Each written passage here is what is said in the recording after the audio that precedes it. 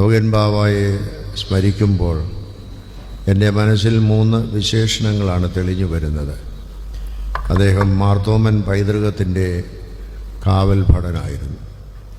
വെല്ലുവിളികളെ സാഹസികമായി നേരിട്ട മലങ്കര സഭയുടെ ധീര യോദ്ധാവായിരുന്നു.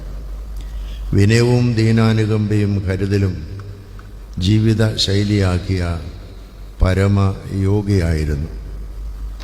കർത്തൃശിഷ്യനായ മാർത്തോമാശ്ലീഹായെയും മാർത്തോമാശ്ലീഹായുടെ സിംഹാസനത്തെയും ചോദ്യം ചെയ്തവരോട് സിംഹഗർജനത്തോടെ മറുപടി നൽകിയ കാതോലിക്കേറ്റിൻ്റെ കാവൽ ഭടനാണ് പരിശുദ്ധ ഔഗൻ ബാവ. എൻ്റെ പദവിയും ജീവനും പോയാലും മാർത്തോമാശ്ലീഹായുടെ സഭയുടെ സിംഹാസനത്തിൻ്റെ മാറ്റിനും മഹിമയ്ക്കും ഹാനി വരുത്തുന്ന ഒന്നിനും കൂട്ടുനിൽക്കുകയില്ല എന്നാണ് അദ്ദേഹം അന്ന് മറുപടി നൽകിയത്.